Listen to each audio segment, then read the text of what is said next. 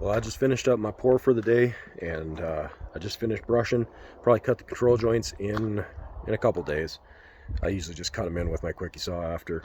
I got you can use a, what do you call it, a circular saw, like a scale saw, and just cut them in with like a 7-inch diamond blade. That works pretty well too.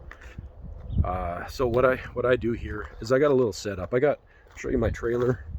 I got this dually that I converted into a truck box trailer. Works really well for hauling sand. You can do this with a 1-ton as well. Like when I used to work early days of masonry, we used to have 1-tons that we just fill right overloaded with sand, and those tires would just be screaming the whole way, and you'd just be praying you didn't get a blowout on the highway.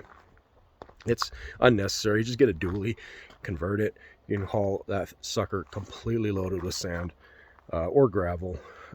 Typically I'll put, sometimes I'll put gravel in the back of the dually and then put sand in the pickup bed. Then that way you kind of get your 3-to-1 concrete mix ratio. And then I got a medium-sized industrial concrete mixer here. You can rent these for pretty cheap if you're just doing it by the day. The trouble is concrete's gotten so expensive, and the nice thing about mixing this by hand is that I'm able to do this at my own pace. So you want to use your air entrainment and your plasticizers when you're mixing any outdoor concrete to get some longevity out of it. You don't want to cheap out on that stuff. You don't want to bother putting fiber in. If you really want to go overkill with it, you can do the fiberglass fibers. But so what I'm planning on doing here is, I just chip away at this. Like every couple weeks, I'll pour a strip like this, and eventually I'll just pour that the whole way down, and then I'll get this whole driveway poured probably by the end of the summer. I'm in no hurry, and like I say, the price of concrete's just completely out of control. I don't blame them for trying to make money. I got to try to make money too. I was setting up to try to operate a business in my younger years, and there's just really no money in it unless you get lucky or you screw people over. You get lucky once in a while, you get into those higher, what would you call that? Just kind of higher class, I guess, jobs. If you're just trying to do this for low class residential, you're really not going to make it. The only other option you have is going into commercial. But again, you kind of need a little bit of a reputation at least.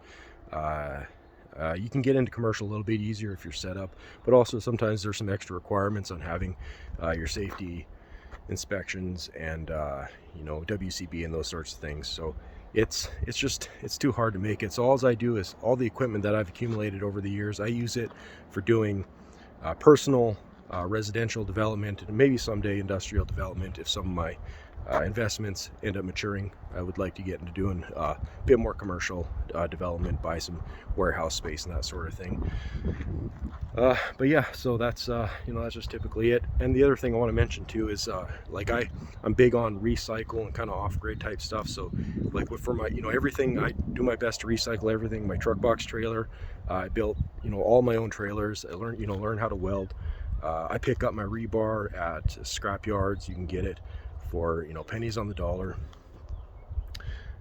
and just go to auctions, those sorts of things. Pick up your concrete stakes. Just try to do it on the cheap. Find a deal where you can.